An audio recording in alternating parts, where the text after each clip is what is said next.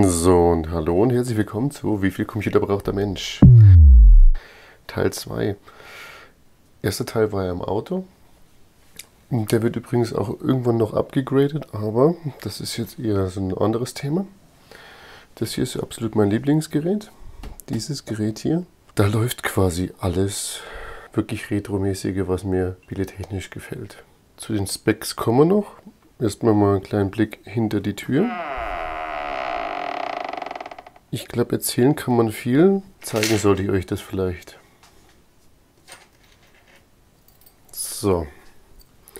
Ich habe hier diese Arrays, das untere und das obere. Ich habe, glaube ich, gar keine Deckel mehr drauf. Wie man hier sieht, SSD, Master, 8 GB, MS-DOS, 622. Oh, natürlich nichts festgeschraubt. Man kann zwar Multiboot machen, aber so kann ich noch mehr Multiboot machen. Ich glaube, ich hätte sogar noch einen Rahmen, dann könnte man noch auf dem Strang noch ein System laufen lassen, einfach per Schlüsseldrehung. Hier ist mein Windows 98. Das ist eine 64 GB. Ich will keinen Quatsch erzählen, das ist eine 64 GB SSD. Gestern habe ich eine ausgebaut, da habe ich den Sinn und Funktion nicht ganz verstanden, oder die SSD ist defekt, das kann natürlich auch sein. Da diese Betriebssysteme nicht dafür geeignet sind. Man sollte sie ab und zu auch vielleicht mal an einen moderneren Rechner anschließen und einen Trim ausführen. Windows 98 hat nicht unbedingt einen Trim-Befehl. Das ist mein erster DVD-Brenner, den ich mir gekauft habe. Ich glaube sogar, dass das wirklich der erste ist, weil ich mir so einen nochmal nachgekauft für ein anderes System. Da kommen wir auch noch dazu irgendwann. Der ist schön leise, der hat einen Silent Mode. Und der läuft dann quasi nicht über DMA, aber über Pio. Und das ist eigentlich komplett schnell genug für das. Also das ist Overkill, das Laufwerk, absolut unnötig. Aber es sieht auch schön aus, muss man sagen. Ich zoome mal rein, dann sieht man das vielleicht schöner. Ich glaube, so ist doch am sinnvollsten. Normales Floppy-Laufwerk, ne? Und ein Gotek Floppy Emulator, den habe ich benutzt, um mein MS-DOS zu installieren, weil das wesentlich stressfrei war mit den kaputten Disketten. Da musste ich dann ein bisschen modernisieren. Gut, ich würde sagen, wir zoomen wieder raus. Und wir machen mal Lucky nach drinnen. Wir entscheiden uns mal für MS-DOS zuerst. Das heißt, aktiviert. Und gucken da mal ein bisschen ins System rein. So, die Türe auf. Das ist übrigens fast mein Lieblingsgehäuse. Mein erstes Gehäuse, was ich mir gekauft habe, was ein bisschen Geld gekostet hat, war so ein Chieftech. Dragon hieß das, glaube ich, auch. CS601. Und das war sogar genau das mit dem 120 mm Lüfter an der Rückseite hier. Das ist natürlich alles gedämmt. Ich habe mal einen guten Schnapper gemacht und sehr viele von diesen Cases erwischt mit Hardware drin, die mich nicht so erfreut hat. Und das ist auch ein Kleinanzeigenfund. Das Mainboard hat mir sehr gut zugesagt. Das ist ein P2B-S. Es gibt glaube ich auch DS, das ist für Dual CPU. Das hat SCSI oder SCSI, wie jeder wie das nennen möchte, das ist mir eigentlich hübsch egal. Das hat Ultrawide-Anschlüsse und den normalen 50, also die 68 Pins on board schon. Vielleicht gibt es irgendwann mal einen SCSI-Emulator oder SCSI-Emulator oder SCSI, je nachdem, jeder sagt irgendwie anders. Ich mach mal SCSI, das ist aber bloß oder SCSI, das ist mir auch Ralle. Hauptsache es ist der Wahrheit entsprechend. Ich habe hier probiert, da mal ein bisschen Kabelmanagement zu betreiben, dass hier alles ein bisschen aufgeräumt ist. Das ist die Erdung vom Netzteil, die war so dabei. Da habe ich ein bisschen zusammengeroutet. Das Teil ist mittels so einem Fan-Controller runter reduziert, die Drehzahl, dass der nicht so laut ist. Das sind, glaube ich, zwei 128 MB Module, PC 100, CL2, eine Voodoo 3 3000. Genau, die ist nicht immer optimal, sage ich mal so, für MS-DOS-Games. Aber wenn alte Spiele drauf laufen oder man hat einen Patch oder direkt einen 3DFX-Modus, ist das natürlich nice. Die ist zu Overkill, würde ich sagen, sogar für die Systemleistung. Aber das kann man so auch nie sagen, weil irgendwo ist man immer eingeschränkt. Man kann natürlich die höchste Leistung rausholen oder auf ein anderes Board noch gehen, auf dem Athlon oder so. Aber dann wird man wahrscheinlich auch Voodoo 5 umsteigen. Ich habe meine leider verkauft damals. Auch alle Voodoo 2 SLIs. Also da habe ich gar keine Voodoo 2 mehr. Das ist schade. Die waren immer tricky und haben immer aufgeregt. Aber wenn sie liefen, dann liefen sie ganz gut. Und sollen angeblich, glaube ich, zu zweit so schnell gewesen sein wie die. Ob das jetzt stimmt, habe ich selber nie nachprobiert. Also kann ich nicht bestätigen. Hier unten ist ein Sound Blaster ABE. Ich glaube 64, ich kann Modell mal vorlesen. Das ist CT4380. Also der ist wirklich so aufgebaut, wie er normal laufen sollte. Ich sag mal, wenn man dann 440BX Chip hat, also am Chipsatz, eine Intel CPU, ja, vielleicht wäre hier sogar eine GeForce oder TNT2 besser gewesen für die meisten Fälle, sage ich mal so. Aber wichtig ist die ISA-Soundkarte, schön auf dem Slot und dann läuft die Sache schon. Also das ist stabil und läuft auch sehr gut, muss ich sagen. Also, und um die Soundkarte zu unterstützen, das ist nicht im PC, das ist extern. Für alte Spiele habe ich so ein MIDI-Apparello, der Sound Canvas SC55MK2 von Roland. Nices Teil. Das lassen wir hier oben mal stehen. Aber ich liebe dieses System. Das ist schon ein bisschen manisch bald.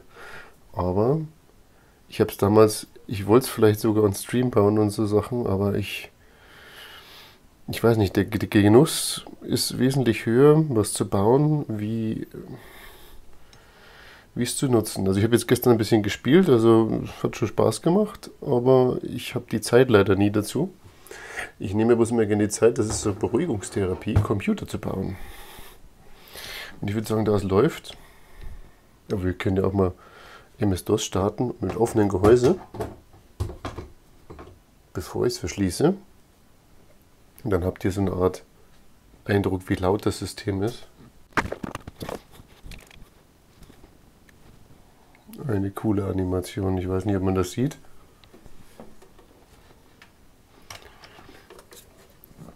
Ich zeige es einfach mal so.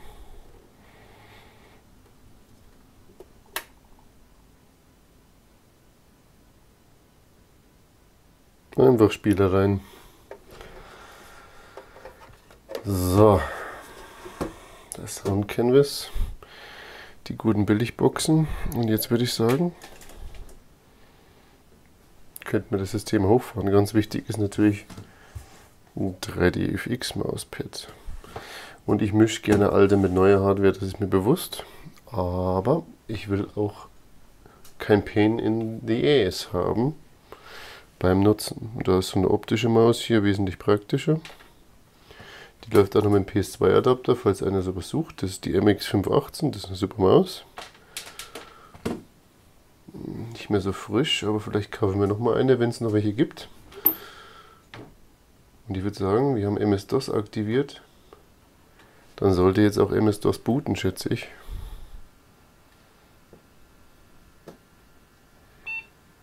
Das schaut gar nicht so verkehrt aus.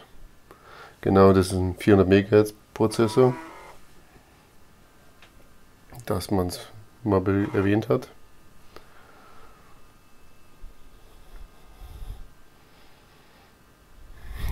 Haha. Jetzt kommen wir zum wichtigsten Punkt. DOS ist hochgefahren. Da interessiert ja, wie viel konventionellen Speicher haben wir frei.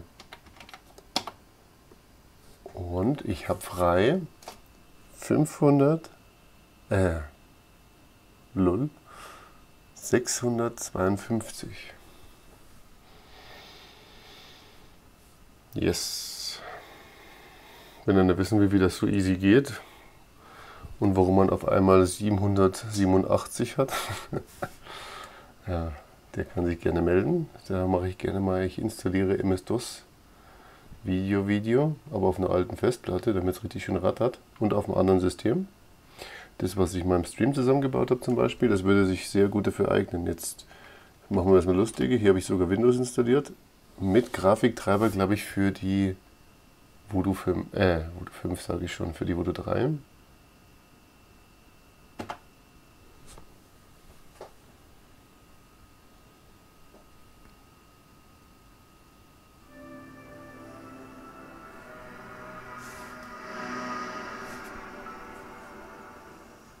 Gut.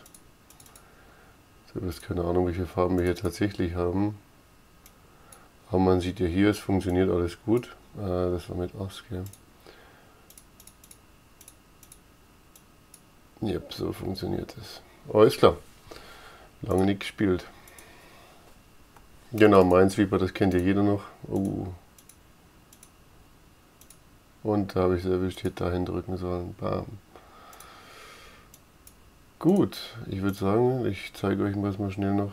Ah ja, den Sound, wie laut das Ding ist. Der Lüfter hat leider schon ein bisschen Lautstärke. Aber im geschlossenen Gehäuse ist das nicht so laut wahrnehmbar.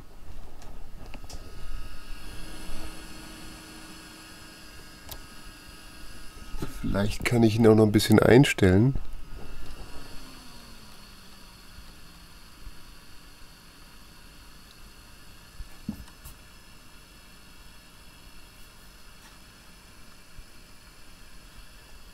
So hört sich's besser an. Wenn die CPU braucht, brauche ich halt eine neue. Das ist das andere. Da habe ich noch ein paar, aber das heißt nicht alles. Das wäre schade drum. Das wäre schade drum um die CPU. Genau, aber ich glaube, das läuft schon ganz gut. Die meiste Temperatur macht hier irgendwie immer das Netzteil. CPU hat nicht viel Abwärme. Grafikkarte, würde ich sagen, hat die meiste Abwärme noch. Ja, und da hätte ich vorne noch einen Lüfter, gell? Wie laut ist er denn dann, wenn ich den Lüfter anstecke, da?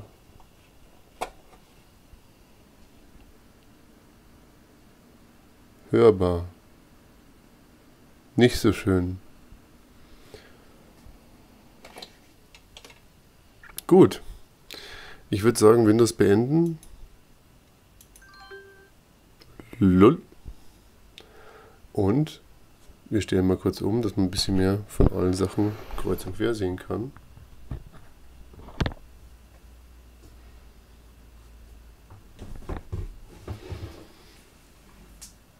So.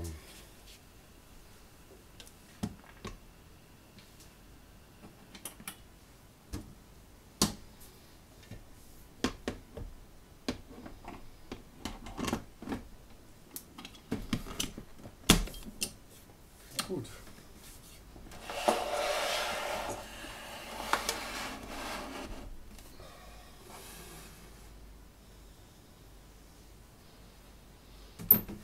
So, damit man mir nicht erzählt, das stimmt nicht, was ich da sage,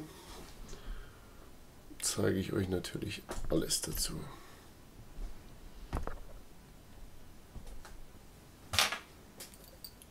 Genau, wir machen jetzt hier eigentlich bloß einmal zu, hier auf und Power.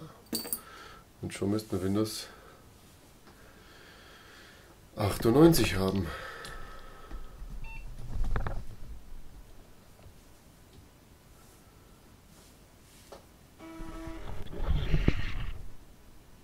Kabutec macht nicht död. Jetzt haben wir kein Primary Master, ist klar. Wir haben nur einen Slave, das ist quasi schon so festgelegt, dass auch die Laufwerke parallel laufen könnten mit den Adaptern. Ich habe noch nie probiert, ob eine Festplatte da akzeptiert wird. Es wäre mal interessant, wie viel Gigabyte der über den Adapter frisst. Weil normal war, glaube ich, war da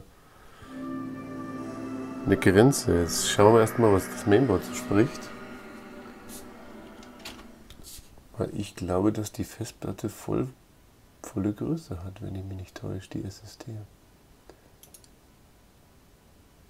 Schauen wir noch mal kurz, was das Datenlaufwerk hat. Ja, ich würde sagen, 50 GB spricht schon für sich. Das ist schon Overkill, weil man braucht ja so viel nicht. Ich habe früher 2 GB und 3 GB und 1,2 gehabt. Und wir wissen ja alle, es waren noch mal kleinere Festplatten dabei noch. Das ist der Wahnsinn. So, ich kann euch mal schnell mal einen Unterschied zeigen, warum man so ein Sound Canvas Apparillo brauchen könnte. Im Sneak Peek, im Freaky Sneaky Schnellpeek Verfahren. Ich glaube, man muss ihn aber auch sehen dabei, sonst ist, schauen wir, ob das so hebt. So, Pfuschi Pfusch. Okay, ich habe das jetzt so hingepfuscht. Wir machen jetzt mal Descent.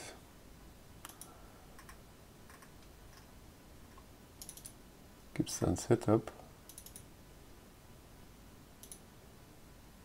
Ah, da brauche ich die CD. Das wäre im DOS besser gegangen, verdammt.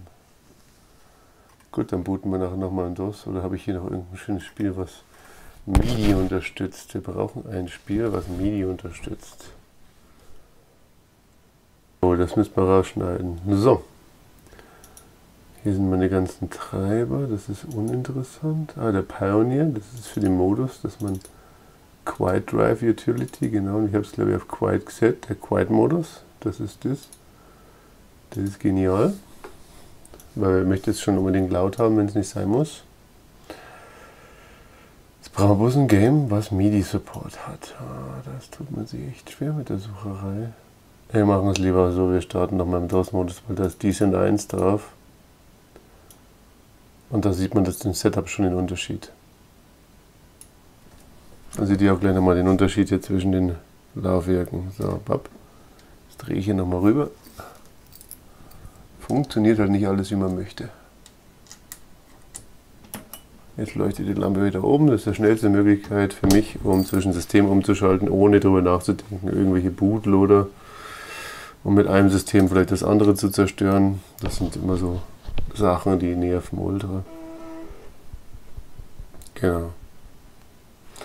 Das hier wird mein nächster Plan hier.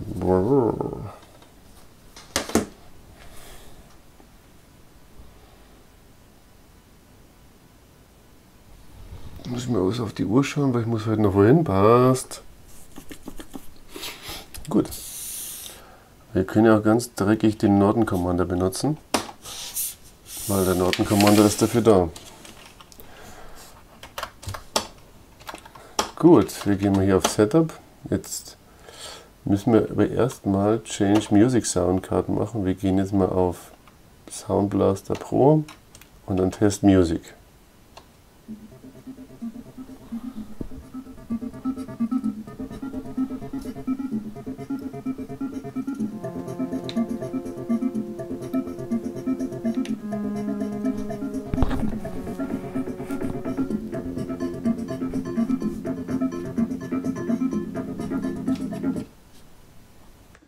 So, die Musik, die teste ich jetzt ohne Mikrofon, ohne Ansteckmikro. Ich weiß jetzt auch nicht, welcher Sound besser ist jetzt ohne Mikro. Meistens halt es dann recht stark oder es klingt blöd, wenn man hinterm Telefon ist.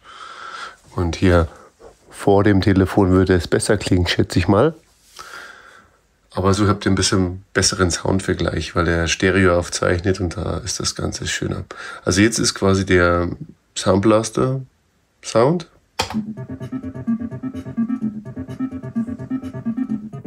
Man sieht auch, da tut sich nichts.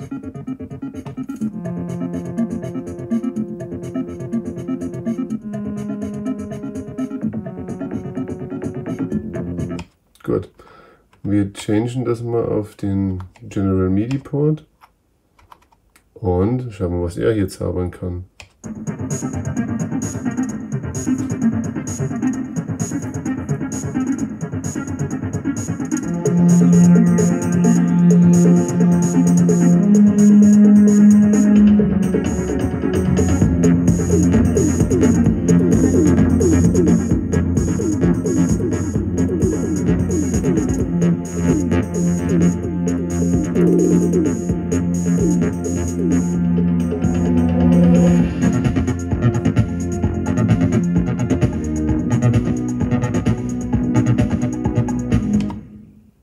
Den Sound. Wobei das andere jetzt auch nicht schlecht klang. Genau. Was gibt es zum Abschluss noch zu sagen? Eigentlich nicht viel. Das Spiel geht ein bisschen zu schnell zum Spielen. Dafür ist die Systemleistung leider zu schnell. Aber man kann auch sowas hier spielen.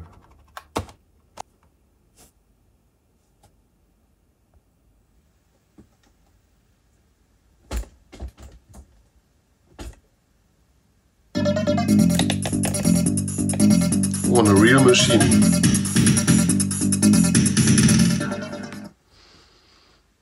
Für damals echt ein geiles Spiel.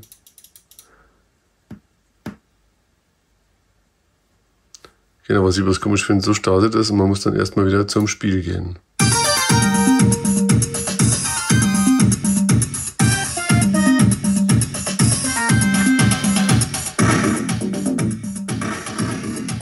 Der MIDI-Sound, Alter.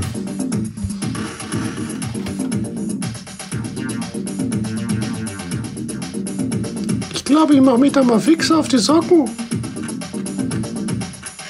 Fertig.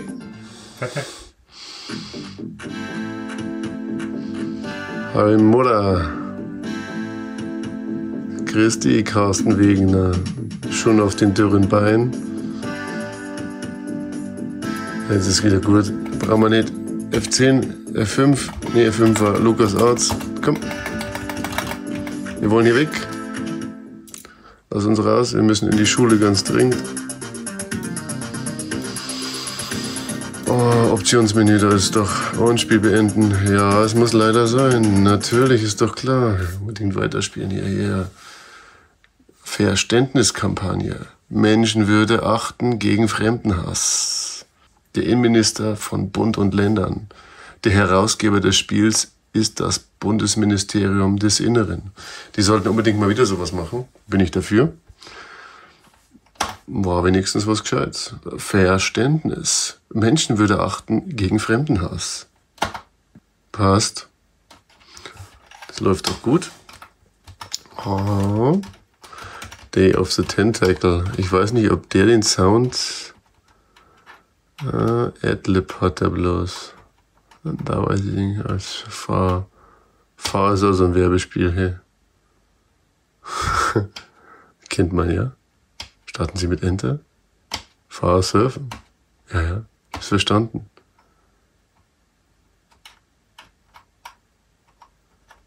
Ich weiß zwar nicht, was das jetzt war. Ich glaube, ich muss die Bälle einsammeln, ne?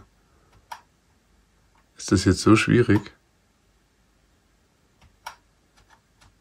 Irgendwie wird mir schlecht bei dem Spiel. Den Strudel darf man, glaube ich, nicht reinfahren, sonst wird man weggestrudelt. Oh, ein Hai. Oh.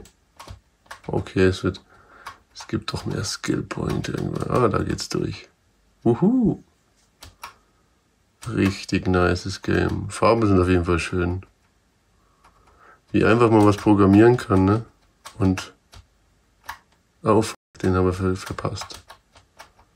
Damn it.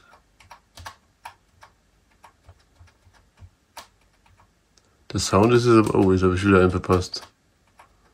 Der Sound ist aber leider keiner da. Das ist traurig. Ah ja, super, wie soll ich denn da hinkommen? Ja, das ist hart, aber wenigstens sind sie... Ach ja, kannst du eh was eigentlich... Willst du denn das machen? Ich will schneller, glaube ich. Oh, falsche Abfahrt genommen. Die werden Verrächer von der Map her. Oh, das haben wir nicht gekriegt. Das ist unfair. Jo. Die wird wirklich schneller. Also da geht er... Wow, das ist schwer. Das sind so diese Tricks, wo es die wahrscheinlich holen wollen mit. Wenn du da lang fährst, so, jo, dann bist alles los. Oh, links wären 3 gewesen. Na, das ist echt... Man bräuchte echt eine Map, oder? Dass man vorher schon weiß, wo man abbiegen könnte. Ihm schmeckt's. Entzückend. Ich habe irgendwie den Eindruck, dass das Bild sich bewegt hier. Das ist, sorry. Ja. KC1. 1. Hey, gibt's ein Underscore? Mach mal was so. Das speichert er sogar so. Lol. Oh, Tube World ist ein geiles Spiel. Ist das Original oder die PC Games Edition?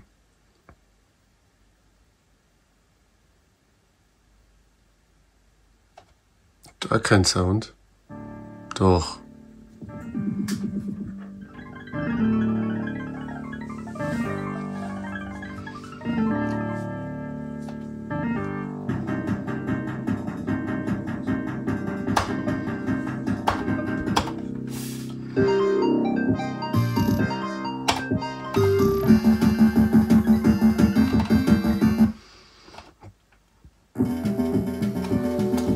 Ach, mit der Maus muss ich hier spielen.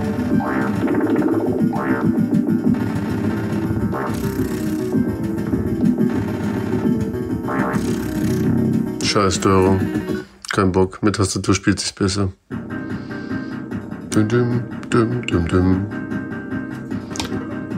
So was habe ich früh gedaddelt hier. Aber da war ich sehr, sehr klein. In diesem Sinne, ich sage jetzt mal hier, Windows herunterfahren geht ja nicht. Wir sind ja im DOS.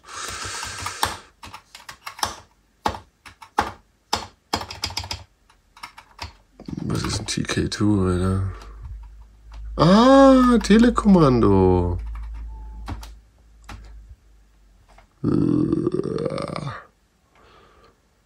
Fumpf. Immer der gleiche Programmierer wahrscheinlich für diese Games.